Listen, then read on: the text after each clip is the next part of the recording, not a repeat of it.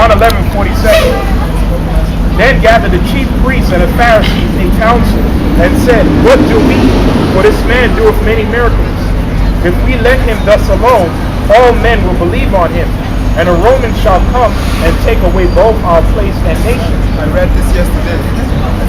And one of them named Caiaphas, being the high priest, the chief priest that came up against the Lord, and said, That same year said unto them, Ye know nothing at all, nor consider that is expedient for us, it is helpful for us, that one man should die for the people, and that the whole nation perish not, the Israelites.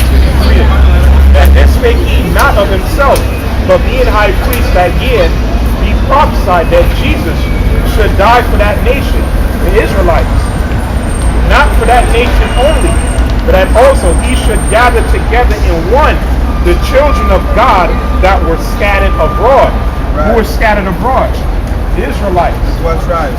What happened to the Israelites when they were scattered? They started following the customs of the heathen.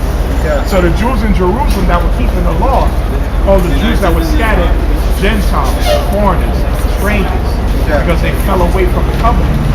So that's why Paul went out there to Galatia, Ephesians, Colossians, Rome, Micah, Berea, Zaria, to gather those Israelites back, to let them know who they were.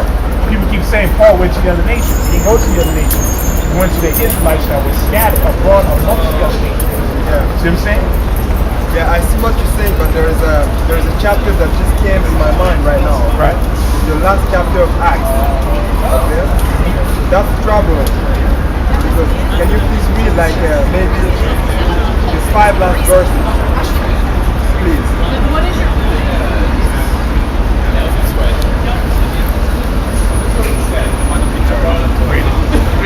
31, 27. For the heart of the people is waxed gross, that? Right. And their ears are dull of hearing, and their eyes have closed, lest they shall see with their eyes, and hear with their ears, and understand with their heart, and shall be converted, and I shall heal them. That's in Isaiah 29.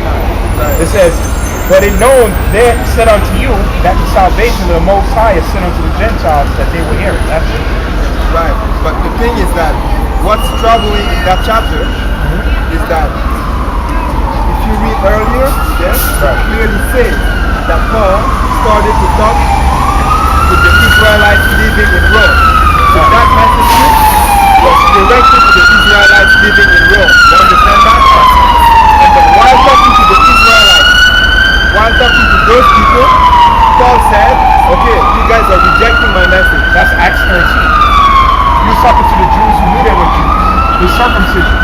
Yeah, I know. He said, but since you guys rejected it, we're going to go to the Gentiles. No. Because if you read earlier, he went out of prison and he looked to speak to the Jews only the Israelites living in Rome.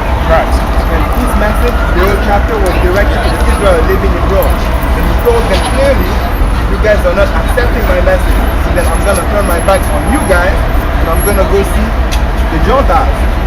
So he can't turn his back on Israelites to go see Israelites. Right. You understand that? No, he didn't say Israelites. I'm gonna get a scripture. So that's what you gotta learn of the Gentiles. Yeah, you gotta learn the Gentiles. I'm gonna get a scripture.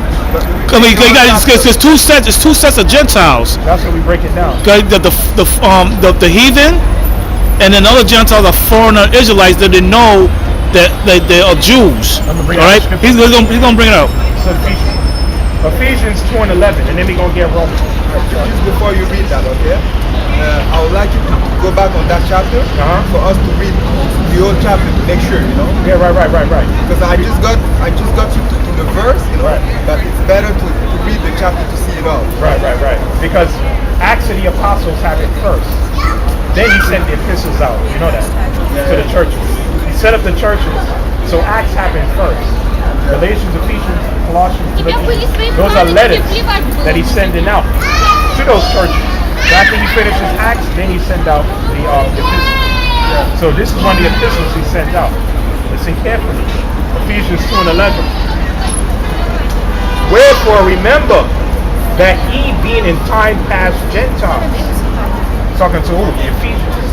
He said in times past you were what? Gentiles, foreigners, in the flesh, who are called uncircumcision. The Gentiles are being called uncircumcision.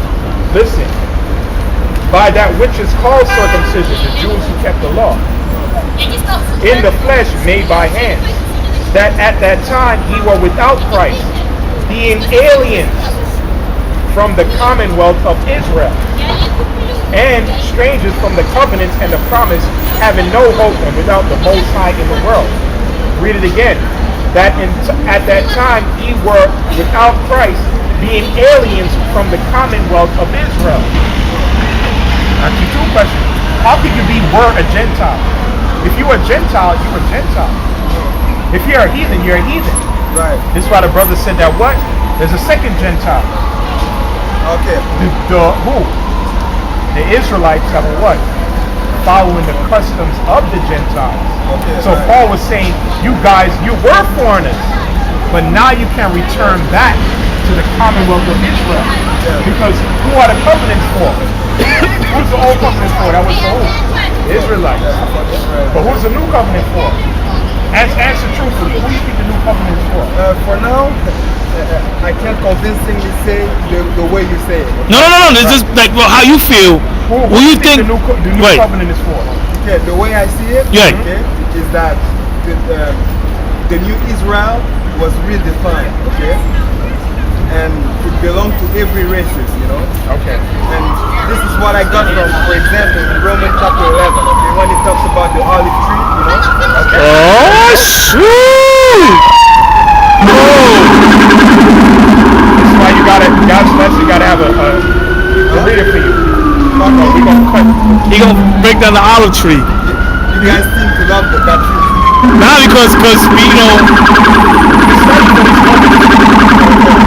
we study for these moments. that's why we had to study, because so you asking questions to a novice, of the scriptures, they might not know, full breakdown or the olive tree.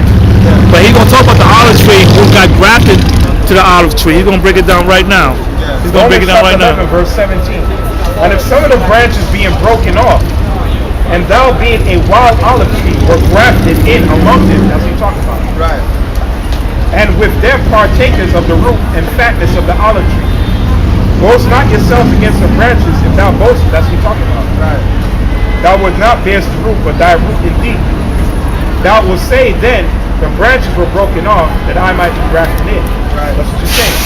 Now we're going to break it down. But then there's, I don't know exactly where in that chapter, like it talks about the branches that were grafted contrary to their nature.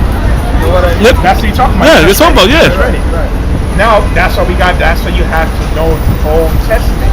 Because what's the olive tree? He breaks it down in the same chapter. The olive tree, I'm going to read it for you. It's Jeremiah 11. I'll tell you one thing, okay? I'm very scared of comparisons with the Old Testament. And I'll tell you why. Okay, there's one verse that makes me feel uncomfortable with comparing the New Testament with the Old Testament, okay? Because in chapter 10, Hebrews chapter 10, verse 1, it says it. Okay? I know what you said. They said a misunderstanding of the Old Testament. No, it's not that. It says that the law and prophets are the image, okay, of good things to come, the New Testament that was to come, okay? Right. Not the very image. No, it says, just go read it. All right, but I want to stay on one. Don't lose that page. Right. Stay there. You're going to come back, you know? You know what Hebrews 10 is talking about? Okay. Hebrews 10 is talking about verse 1. Right. First verse. But the law having a shadow of good things to come, and not every image of things, can never with those sacrifices.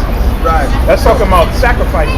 So right now, like according to this verse, the New Testament is the very thing, and the Old Testament is just an image and shadow. You know what I mean? No. That's not what it's saying. Because you know what Hebrews 10 is going into? Yeah. The only law that's done away with is the law of sacrifice. Right. I'm going to read it for you, Hebrews 10:8. That's you got to read it further.